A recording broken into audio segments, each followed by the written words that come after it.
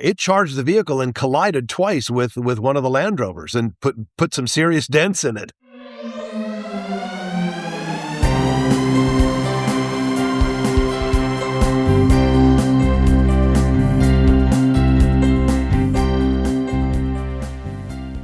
Greetings to the brightest audience in the country. This is Real Science Radio. I'm Fred Williams.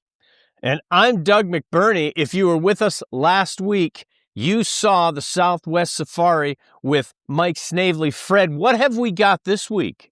Mike Snavely is back with us to present on the Alaska Safari. So for those who missed it, the Southwest Safari last week, you got to go back. It's better if you watch it on YouTube as opposed to, your Spotify or whatever your podcast is, so that you can see the visual, just the beauty of nature. And the safari that Mike has, I think a couple times a year or one time a year, Mike, you go to the Southwest Safari and the parks you go through. It's incredible. I've only heard good things about these. Mike's a speaker who gets a lot of really good engagements. In fact, Mike, you're going to be in Branson, Missouri, in the middle of May. Highly encourage that. And you've got 4 sessions, right? Yes.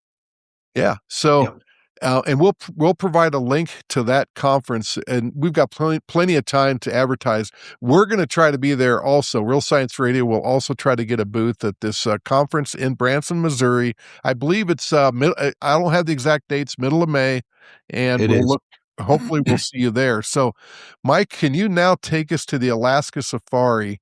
Let us know, how long this is, when you run it. And is it also was it also spearheaded or spurned by the Hydroplate? Spurned, that's not the right word. Was this also? Yes. Spurred. It is. Spurred thank you, Doug. Spurred by the Hydroplate theory.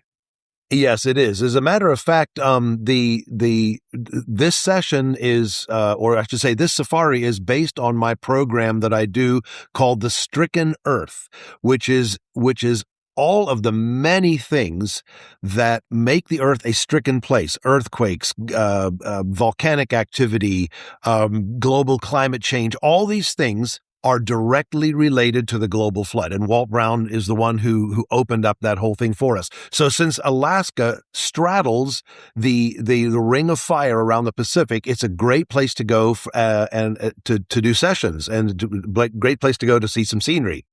Oh, now, and Mike, you just mentioned a term that for most conservatives is a dirty word, and that was global climate change. But I want to remind our audience that over the centuries, there have been ice ages that have not been healthy and good for people. Bad things happen during ice ages. Things don't grow and people starve. And that's, I love the term, a stricken earth. That's really what it's all about, isn't it? Yeah, and it's not just those things. It's even issues related to, say, like asteroids and things like this. And the moon. It's so stricken on the side that faces us. All these things are directly related to the global flood. And so climate change does happen. It goes up and down over the centuries. And what we're seeing now is all related to the flood. And so we do 4 sessions on a cruise ship as part of this, and I'll talk about that. Wow. All right. Well, let's go ahead and dig in. You've got an Alaska Safari presentation. Yep. Just a brief one. I'll just show you a few things. Okay. And again, okay. When do you do this safari? This is always very late August into September, and the reason we do that is because it's the end of the season, and it's also especially because you have a better chance of seeing the color changes. It's only a 2-week thing. Their autumn up there is very short, and so the color is phenomenal. I'll show you that. Okay, cool.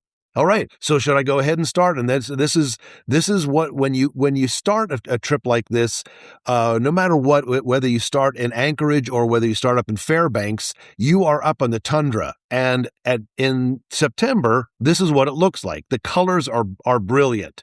And so the trip includes a 3 or 4 hour trip out onto the tundra where you can see the color. Now, please understand, Alaska, you don't often see blue skies like this. It's often overcast, just like Iceland, just like that whole area, that part of the world. It's often very cloudy. But when you see when the sun does come out, or if the clouds rise enough, you can see the color. It's amazing. The tundra is an amazing place to be, just to see the scenery alone. And the mountains, the further you go out into the trip, you'll start getting closer to the mountains. And the scenery is just amazing. And so there's places where you can get out and get some photographs, and the snow-capped peaks and so forth. It's amazing. And if you're lucky enough to see Mount McKinley, there it is. Sometimes it's covered in fog and clouds. We're told most people don't get to see it, but we were able to. And so it's an amazing sight. And all of this is related to the global flood when continents were shifting and pushing up mountain ranges, and this is all part of that. But it is all very earthquake prone. This is also another one of the amazing things that you can occasionally see when you're up there. In fact, the one on the left was the night that we were there, but they didn't remember to wake us when it came out, so we missed Northern it. Lights But one of our group did. Yeah, these are the Northern Lights. And so you do have a good chance of seeing them while you're up in a trip like this. But then when you're finished with that whole area, and by the way, you can do all kinds of neat excursions as well. But when you are finished, we take the Holland America McKinley Explorer train down through the pass. It's a 9.5-hour trip from this area down to where we pick up the ship. And I'll just show you some of the clips along this area. And this is what the train looks like on the inside, and it's beautiful. It's first class seating, and you got plenty of leg room, and the scenery is phenomenal. And so, as you're going down through the various valleys, this is the kind of thing you see. And you'll see the rivers flowing, and the fact that the leaves have all changed is where you see the color. Otherwise, everything would just be green. So this is why we like to come at this time of year. It's a beautiful time to be there. And then at some places, you're next to wide rivers, and in other places, you're actually quite high here. They slow the train way down. This is one of the most famous sights to see. And so they slow the train way down. You can actually see us going over this bridge. Beautiful scenery the whole way down for roughly 9.5 hours. Of course, when you go around Anchorage, the scenery gets a little less. But in any event, this year, or I should say just last September, was very unusual. We had a lot of rain, but up in the tundra, we had snow. Even the guide we had on the train was telling us he's never seen snow at this time of year while he's working up in Alaska. So this was a very unique experience to see snow while we were on that train. So that was very cool to see. But when we get down to Whittier, we pick up our ship, a Holland America ship, and you spent 9.5 hours in the train, and so now your room feels a little bit welcome while it's kind of cold and damp outside. But in any event, this is what the first thing you're seeing is the Hubbard Glacier. You can actually take a little bit of a tour to go out and see Hubbard Glacier. It's right along the ocean. But then as you're going into Glacier Bay, the scenery is all really mountainous, very spectacular scenery. When you go into Glacier Bay, there's a few things, especially I speak 4 times on the ship itself. And we talk about global climate change, and we talk about glaciers. When you hear the panic, they say, "Oh yeah, these glaciers are receding," and they show you even in the visitor center down in Anchorage. I got a video of it that I showed during my presentation. They show a certain glacier the way it looked about 40 years ago, right down at the ocean, but then they show it about 10 years ago, it was almost gone. They say, "See, our glaciers are disappearing." But the day before, we took a catamaran out there, and the glacier is full again and right back down to the ocean. So these things come and go. Oh. But essentially what's happening is this is the tail end of the ice age. And the reason these things are coming and going is because the area is cold. And so these things will build and then they'll recede. But Glacier Bay, like 97% of the whole bay has melted long before global warming was ever even an issue. So when they talk about all this panic over the glaciers melting, it's just all that panic. Yeah. Anyway, we stop at various places along the way. The ship does. We stop first at Skagway, and there we can actually take a train ride up into the mountains. You can see the gold rush areas. But in the evenings is when I speak on the ship. And this particular one, they gave us a room to speak in, and so I was able to do 4 presentations in the evenings, and each evening after the sun goes down, and so there's nothing much really to do anyway. So we have 4 1-hour presentations in the evenings. But at Skagway, you can take this little train up into the mountains. It's the old gold rush area, and it's spectacular scenery. This is something we highly recommend. A lot of these are extra. They're called excursions, and you can add them to your trip. And so this is one we highly recommend. Again, I've got tons of video of all of this stuff. I just wanted to give you a little bit of an idea of what it's like to go up in the old gold rush area. But at one place, it's Skagway also, I wanted to get, for a new video we're making called The Stricken Earth, I wanted to get a helicopter ride up to a local glacier. And so I was astonished by what I saw. In fact, when we landed on the glacier, it looks flat, but as you land, look how mountainous the thing is. And there are streams flowing all across the top of it. And the water is the best water you've ever tasted. We actually got down right on my stomach and drank water right out of the streams. It is really good water. And it looks like dirt all over these things. We're told that it's not. It's some sort of if I remember correctly, some sort of a fungus that grows on it. It looks like dirt, but it's not. Maybe in some places it is. But anyway, so the helicopter lands. You have about 40 minutes there where your guide takes you around and shows you some interesting features of a glacier surface. But when you take back off again in the helicopter, you can actually see what a huge mound it is. A mountain in a valley. And look, you can look at those lines you see there. It's astonishing. So this is one of the glaciers close to Skagway, and then as the ship moves to the south, we stop at Juneau, and then we also stop at one other stop south there at Ketchikan.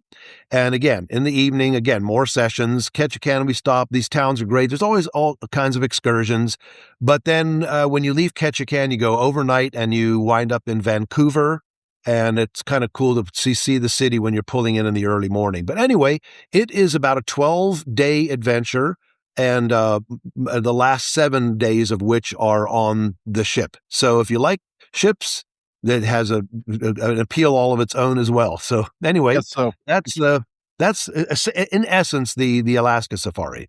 Wow. So if you're going to go to Alaska, you got to sign up for one of Mike's safaris, because you're not just going to get the great tours. He already knows all the great spots to go, but you're going to get to go on these places up in the, up into Alaska. You come back, you ride on a cruise ship, but you also get these sessions, and it sounds like quite a few of them, where you learn about creation, you learn about the stricken earth, you learn about all of this from a creationist, from a biblical perspective, instead of some secular global warming, global whatever, climate change. Yeah, we agree with climate change. Climate changes. It changes in Colorado all the time. It does. But you get it from a biblical perspective. And wow, yeah, if you're thinking about a cruise and a safari overall, this sounds like a really good one. And Mike, when's your next one?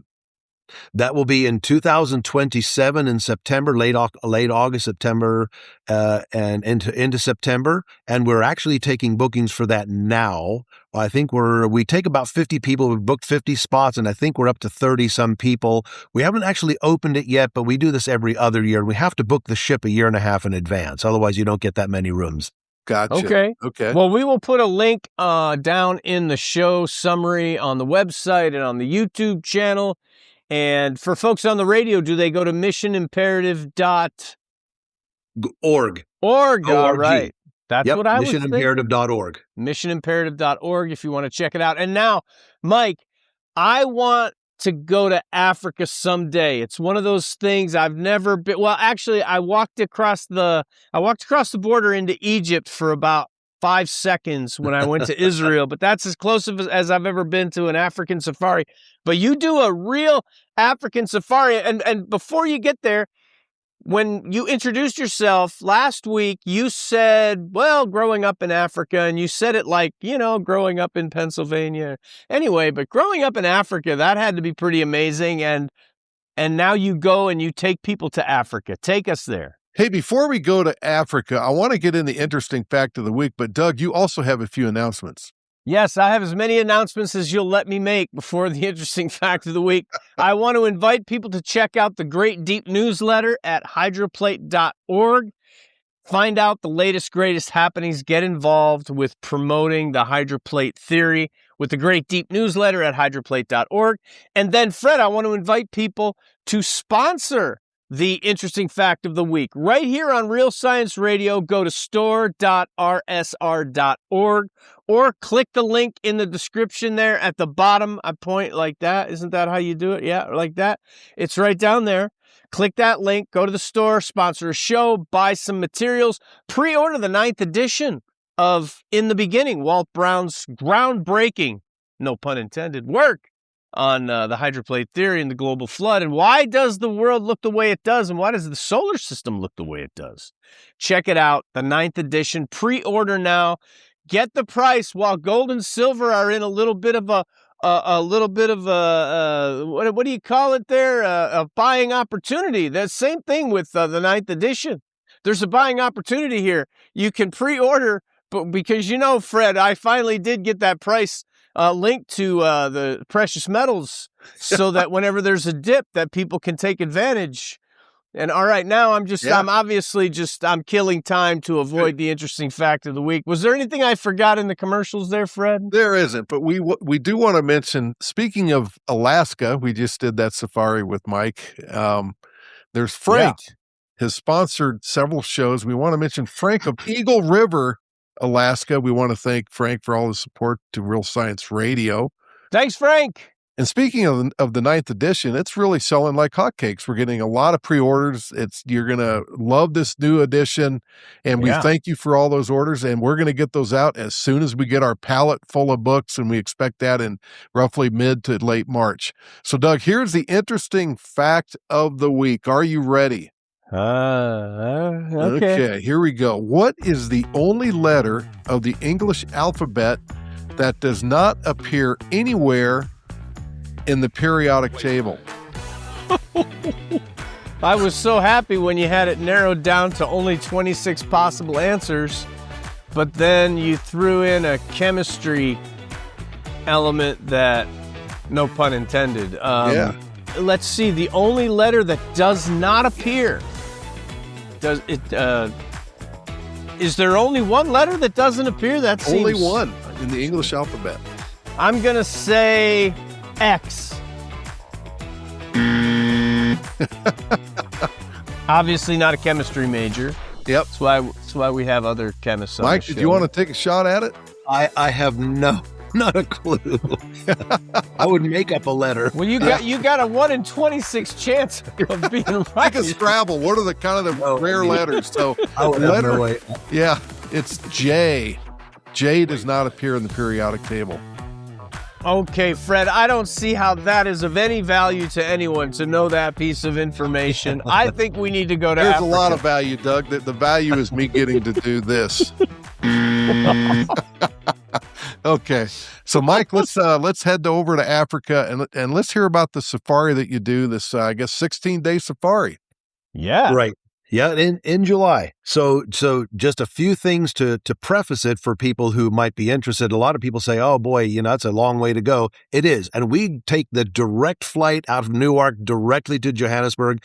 Get all the travel behind you. Don't even bother going through Europe. We always purchase the economy plus seating on the plane as well, and everybody is really happy about that because you get extra legroom. Ta-da! Okay, so when we land in Johannesburg, everybody's tired, and the first hotel we stay in is right at the airport. It's basically a causeway you walk across to get to it. It's beautiful. They have a buffet meal there. It's amazing. Early the next day, we fly down to the city of Durban, and that's where the safari begins. People want to know, well, what do you travel on over there? Do you have to walk? Do you have to camp in a tent every night? No, this is our mode of travel. A very, very cool little bus, and this will take us up. The first stop that we do is up to a little town called St. Lucia. It's a World Heritage Site. There's a lot of Zulu markets, Zulu crafts and stuff that you can get there. And we stay at a beautiful little lodge called Lediko Lodge. This is the first of our lodges that we stay in. And we keep the group small for one basic reason. There's only 18 that can come. And that's because 3 of our lodges only have 9 rooms. And so that keeps it small. It keeps it really actually personal. It's really nice. But everything is subtropical. It's a beautiful area, beautiful birds and everything. We relax by the pool when we get there. But then the real reason we're at St. Lucia specifically is because it has one of the biggest estuaries, in fact, Africa's largest estuary. And we take a boat up into this estuary in order to see hippos. Now, hippos you won't see very often anywhere else, at least not close up. Here you get to see them close because they're in the water and the boat allows you to get to see hippos. Now, hippos are the most dangerous animal in Africa. Besides these guys are very dangerous too, and you see them from the boat as well. But a hippo is the most dangerous animal. More people die from them than any other animal, but you don't normally get to see them closely. So this 3-hour boat ride gives us a nice capability of seeing those animals close up. Then when we leave the next morning, we stop at a couple Zulu markets. This is one of the very cool ones. This is called Ilala Weavers, and they make these beautiful woven grass baskets or mats, whatever, in the typical Zulu tradition. And it's a beautiful place to stop. So we stop there, and then we head on to our first of our big 5 game reserves. This is one of the 2 main game reserves that the whole safari hinges on. Manyoni Game Reserve, and where we stay in this game reserve is at Leopard Mountain Lodge, where we're welcomed by Melissa Van Rooyen, the manager. And the lodge is totally beautiful. It's a very beautiful place to stay. Everything is thatch roof. Animals come right up to the edges of it. You can see what it's like. This is a young female Inyala, and these are all around the camp. So are warthogs. They're very, very cool creatures that are right next to the camp. But their view from every one of the bungalows looks right out over the game reserve. And so you can just sit and watch with binoculars, just see what's there. This is typically when people say, well, okay, what's your accommodation like in Africa when you go there? Do you sleep in tents? No, we stay in very nice places like you can see here. In fact, this is a brief tour of one of the lodges you stay in. You have your own little place, your own little balcony there. The animals are not restricted. They come right up to your porch there. You have an outside shower if you want to do that. It's very private. Nobody can see you. That little plunge pool you see there is mainly used by people in the summertime. It's a nice place to get into. It's a nice, cool place to sit. But in the evenings after dinner, and I'll show you what that's like out under the stars. In the evenings, when you come back from dinner, you're brought back by a ranger because the animals are out there. You're brought back with a flash. They bring a flashlight and make sure there's no leopards that have parked themselves on your deck. And once you're in this place, you close the door and you're there for the night. It's self-contained, but it's beautiful. And the animals can come right up. Sometimes they come and they drink right out of that plunge pool. But this is what it's all about. This is the best way to see wildlife in Africa, from the back of a Land Cruiser or a Land Rover. And this is where you get to see a lot of animals. And by the way, one of the cardinal rules is you never stand up, because in the Bible, God said that he put the fear of man into the animals. If you stand up, then they suddenly recognize that there's a human there. If you stay seated in these vehicles, the animals do not associate the vehicle with a human, and they get very used to the vehicles. So seeing animals is what you see: buffalo, giraffe. I mean, this was an amazing sighting for one of our people that came with us. In fact, it was my cousin and her husband. They came on a safari finally, some family members, and 5 minutes out from the camp, this is what we came across. And this was a royal treat because you don't always see elephants this close. And these guys were not intimidated at all, but the herd came right up to us. And sometimes they'll actually... man, that's a little scary. ...trunk up and smell you. And that's a royal treat when you get that, but you have to sit very, very still and quiet when they do that. Wow. Anyway, that is a very cool experience to have, the elephants that close to you. And by the way, you can tell these animals are not threatened. The guides, that are the rangers, they know when an animal is threatened and is feeling aggressive. They're not showing any aggression. What they're really headed for was this water tank where they wanted to get fresh water. This is actually for the camp, but they were going to steal fresh water. They didn't want the dirty water out of the water holes. So that's where they were actually headed. But one of the most amazing sightings that we had was very rare black rhino. You do not see black rhino at all. It's extremely rare. So we were very, very privileged to see two, a mother and a baby, coming out from the forest. And typically, if a black rhino exposes itself this much, it's going to charge you. And so she did not charge. And so we were really happy about that. And right after we saw these black rhino, and by the way, you notice their horns are trimmed. They have to capture creatures every now and then to trim the horns to save them from the poachers. And I'll show you what that's like. This is something we organize for all of our guests. Right after we saw that, we came across a pack of cheetah that were hunting. Oh, I can't get it to play. There we go. These are young cheetah, and they had already taken off to go after an Inyala way too soon. And it's astonishing how fast these guys can run. But these guys were still hunting. These were young, and they are still trying to learn the sneak and the try to get as close as you can before rushing off after your supper. So anyway, they didn't catch anything while we were waiting there. So that's one of the things about Africa where we go. You can't go anywhere in the world and see a wider array of creatures that God made. That's why we do this, because it's a creation thing. And also you see evidence of the curse. These animals are killing each other now for food, and almost all the bushes you see have thorns on them. So the Bible talks about thorns and thistles. So that's what the whole area is just full of that kind of thing. Evening game drives, again, you'll see all kinds of creatures. People want to know what the food is like. Well, the food is excellent. This is part of breakfast before you order your hot meals. And this is sometimes what they'll do with our groups. We're told by this particular lodge that our groups are their favorite groups of any groups that come. And I think I know why, because our people are Christians, and they treat everybody really well, and they notice it. The staff notices that. So they treat us to a breakfast out in the bush. And this is a very cool thing to do. These are gourmet cooks, and they set up everything for us, either in the woods like this, or sometimes it's out in the riverbed. But one of the things that I wanted to show you that is really fascinating is we have a very unique opportunity with this game reserve to help them take down rhinos to trim their horns. So what'll happen is we'll gather in the morning.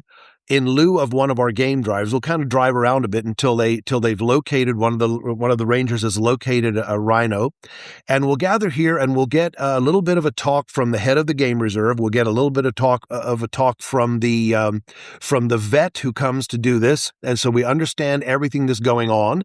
Once they have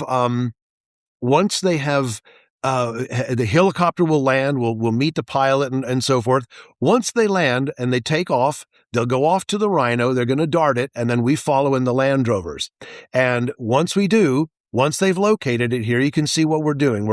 They've located the rhinos, and now we're following in the bush to get close to it so we can actually help. And what's nice, you kind of feel like Mutual Omaha Wild Kingdom, because they allow our each individual person who wants to come help them. They'll do things like take the animal's temperature or measure the girth of the horn that they're trimming. And by the way, the horn is just compressed hair. It's the same thing as your fingernail. It's just keratin. But people in the Orient believe that it cures, cancers and all kinds of strange things. It's completely not true. And because of lies like that, these animals are very, very endangered. So to keep them from going extinct, the many game reserves have to go to this horn trimming method. It's very expensive. So our group participates in it. And it's a very cool thing to do. So once they've darted the animal like this, we'll wait by the side. And once they've darted it, the helicopter will land. And the guys will get out. Now, this rhino has had the dart in its rear end. It can no longer function. Before it goes down,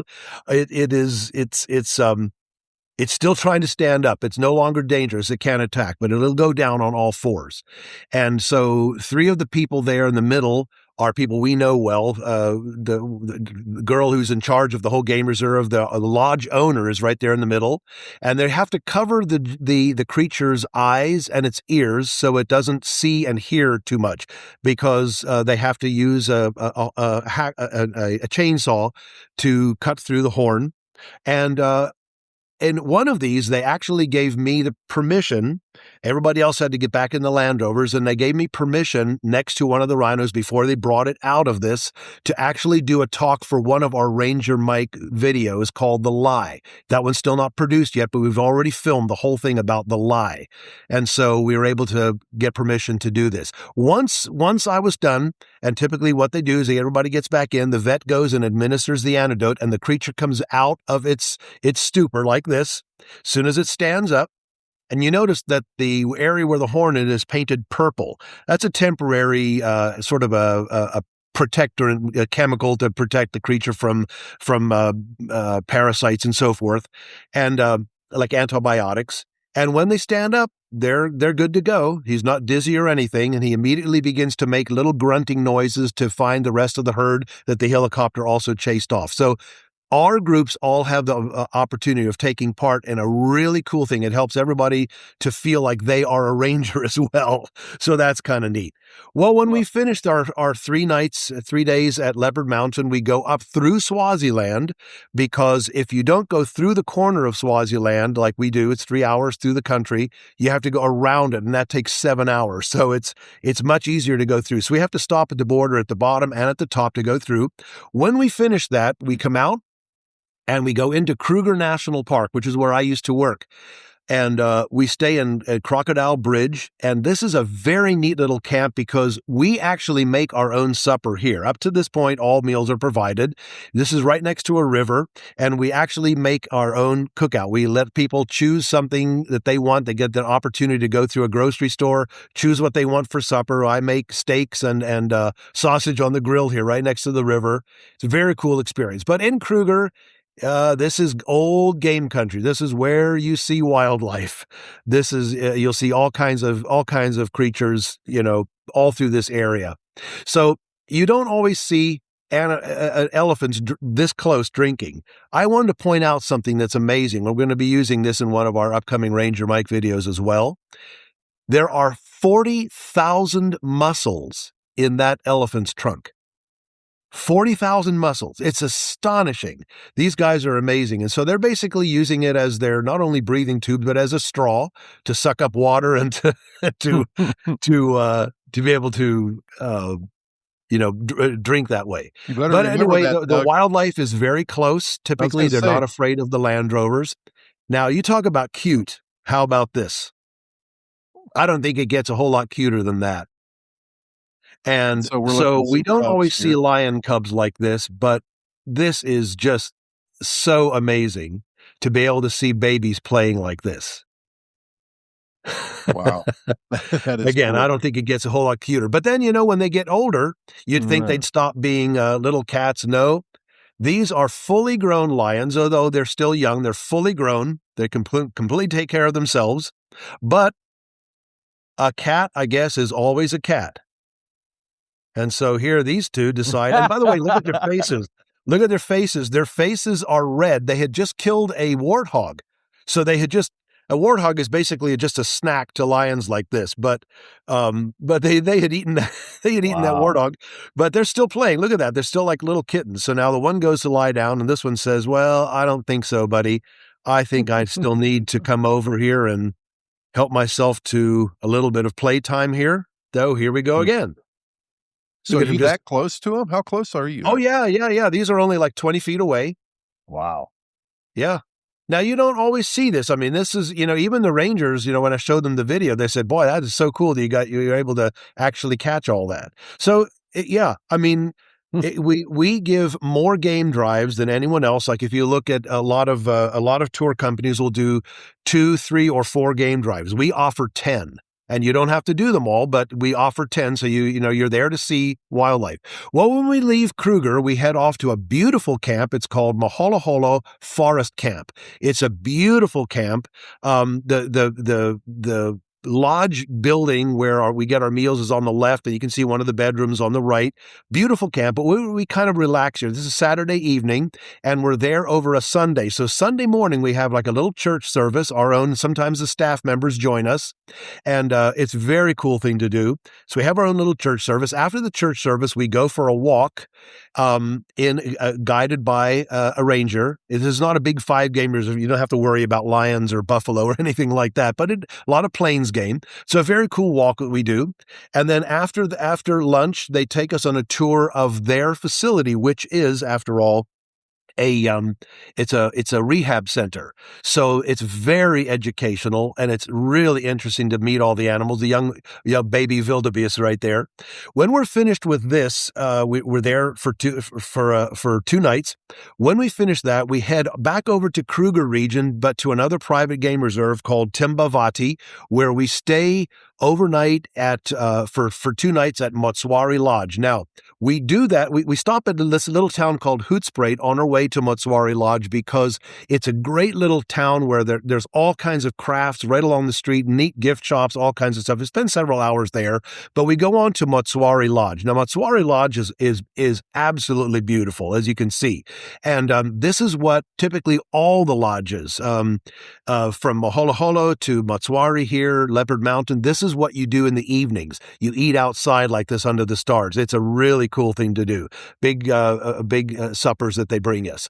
But again, this is what you're here to see. You're here to see wildlife, and wildlife you do see. Now, in this particular game reserve, you don't see as much plains game as you do down in Zululand, where we would have been earlier, but you do see lots of it. Well, we are not here to see plains game. We saw a lot of that for our 3 nights at Leopard Mountain and also in Kruger. But what we're here for is much rarer things that you almost never see anywhere else. And those are creatures like this, leopard. Now, this particular leopard, you think it's hunting. Look how it's sneaking. And it's not hunting at all. It's actually trying to get back to its kill in a tree. This was a really, really rare sighting because this leopard, we thought initially it was hunting, but it's not. But it's tiptoeing back to the tree where it already has a kill. But the reason it's tiptoeing is because the tree is already surrounded by hyenas, which are very dangerous to the leopard.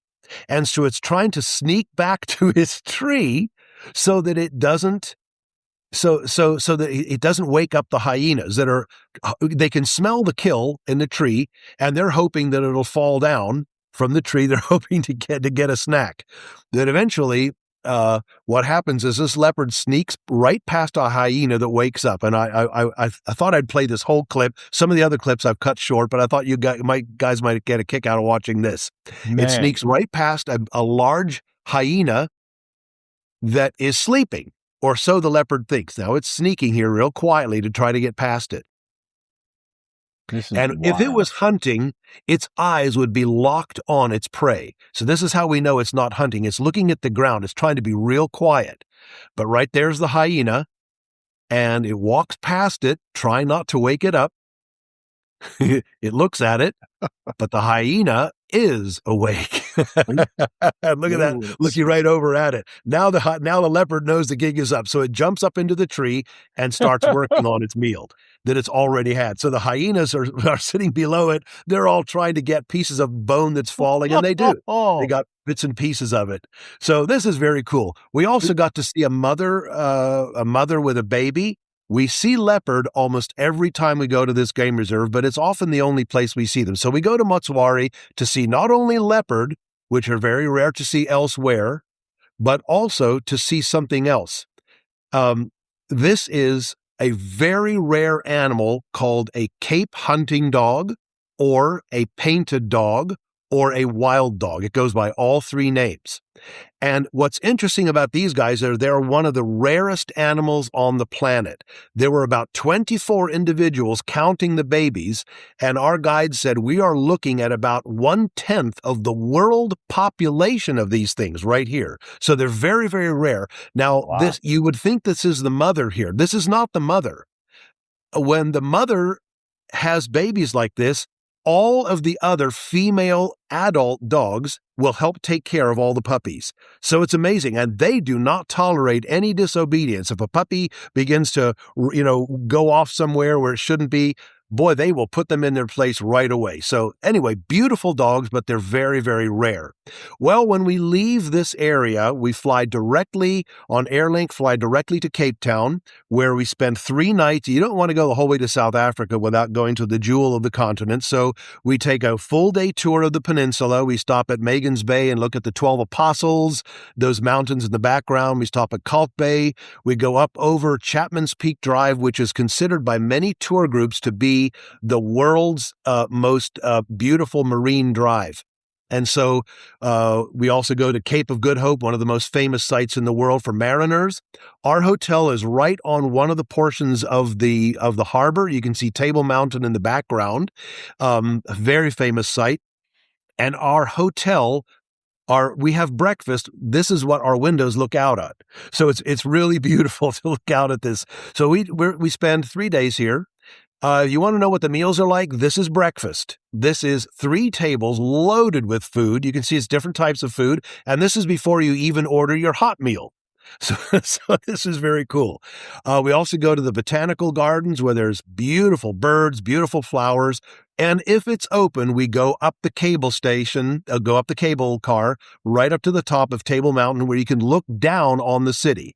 And those first pictures, you were looking up from way down there up to the mountain. Well, here is what you can see from the top. If the cable station is not running because they're doing maintenance, then we go up to that mountain you see on the left side. You still get beautiful views of the city from over there. But then great views. And then after different days of touring around the area, we fly directly from Cape Town back to the States. And that is our 16-day African wildlife trip. Wow. So, Mike, behind you on the couch there, it looks like one of those rare dogs. Is that what that is? Actually, this one over here, yeah, this is the Cape hunting dog, and this is a baboon over here. Yeah, but that's what they are. Yep. Okay. Yeah. So, Mike, you mentioned shooting a video called The Lie that hasn't been produced yet. It hasn't been released. Can we get a preview? Yes, what it is, it's a series of videos we're making for kids called The Adventures of Ranger Mike, and we have 12 planned, and the goal behind that is if a person watches all 12 or 13 videos, however many it's going to wind up being, they'll get a good working knowledge of Genesis 1 through 12, as well as get a lot of knowledge of animals because they're heavy on wildlife. So The Lie is not the one we're working on now. We have 7 finished. We're finishing up one now called The Case of the Missing Bones. It's about fossils, and The Lie will be the next one. That'll be number 9 in the series. So it's a series for kids, basically. Okay, so you're not going to tell us what The Lie is. You're going to have to buy it, folks. You got to check it out. Yeah. Well, obviously, the part of Genesis that one's involved with is the lie that that happened in the garden when the devil said, "Did God really say?" And so we take off from there. That's a look at the Genesis passage there. So since it's called the lie, and that's the biblical aspect we want to talk about, then all of our videos, this series of videos, has a backyard bug section and a creature feature. So the creature feature in this one is the rhino. And then that's why we talk about the horn has to get cut off because people believe a lie about what eating rhino horn will do. And so the lie has done three things. The lie deprives the rhino of its protection. It deprives people of actually getting healed because they won't get healed by eating rhino horn. And number three, because tourists aren't seeing the rhino the way it's meant to be seen. Wow. And so you tie it all back to Genesis. Tie each one back to some part of Genesis 1 through 12. Amazing. That is awesome. That is awesome. I can't wait. Hopefully, when you release the series, we can have you back on and maybe do a little preview and give people a taste of that. Sounds really great. And we have 7 of them already finished, and we produced DVDs. And we also are going with our new website, hopefully this year. We're going to offer complete streaming of everything we have. But we still produce DVDs, and for one reason, and they're still very popular because people like sharing them. You can't share a stream. You can't, and if your internet goes down, you're locked in. But a DVD, you can share. And that we find that loads of people like buying these and sharing them with their neighbors and family and stuff like that. So DVDs are always going to be a thing that we'll produce as well. Yep. Very cool. So, Mike, I'm curious, was there any, with lions and leopards and whatnot, do you have to use caution, or obviously they're going to protect their guests, Yeah. The guides know if an animal like an elephant is acting threatening, and they'll know to back away or to stay away from it.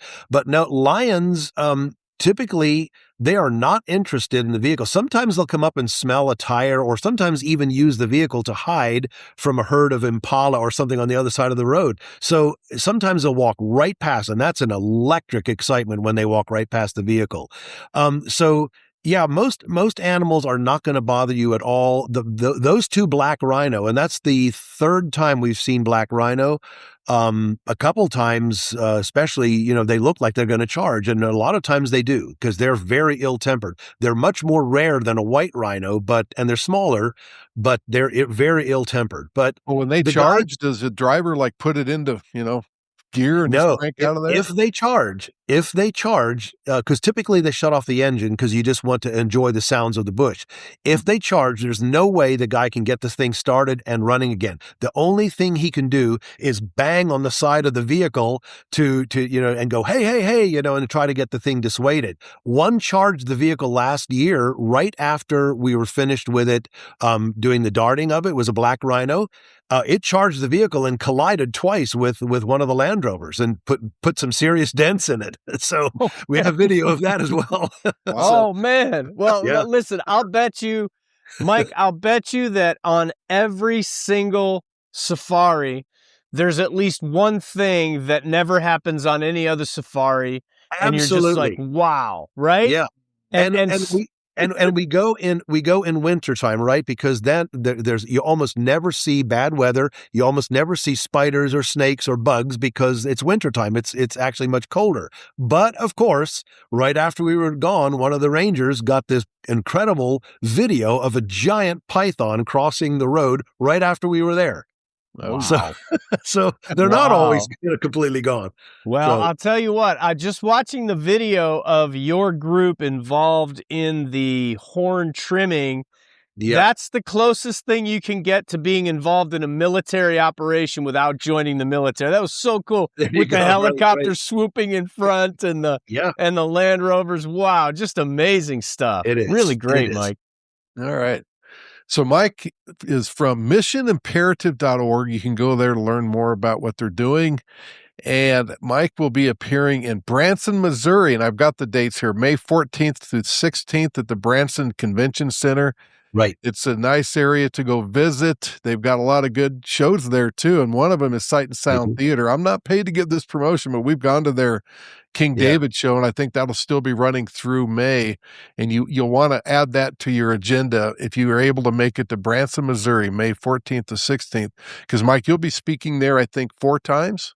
I have 4 sessions, right, including one, the flood. So I'll be talking about the Hydroplate there as well. And a brand new one, a brand new session I have called the Ant. Go to the Ant. It's about ants, and so okay. And this is it's a homeschool conference, right, Fred? Is there an Yes. official name for the homeschool conference?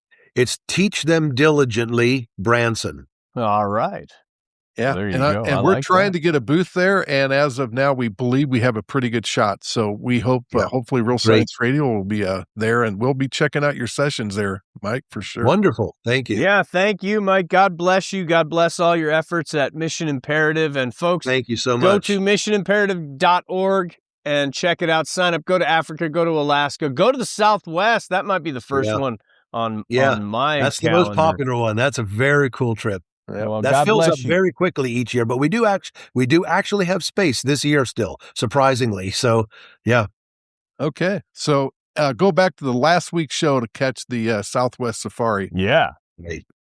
All right, well, Mike, it was a pleasure having you on, and hey, we're going to have you on again sometime in the future, especially when you get Thanks so much. video series done. Really appreciate it. Appreciate all the work you're doing for creation, getting the truth out there. So, Amen. Appreciate what you guys do too. Thank you. Thank you. All right. So for Mike Snavely and my co-host Doug McBurney, I'm Fred Williams of Real Science Radio. May God bless you.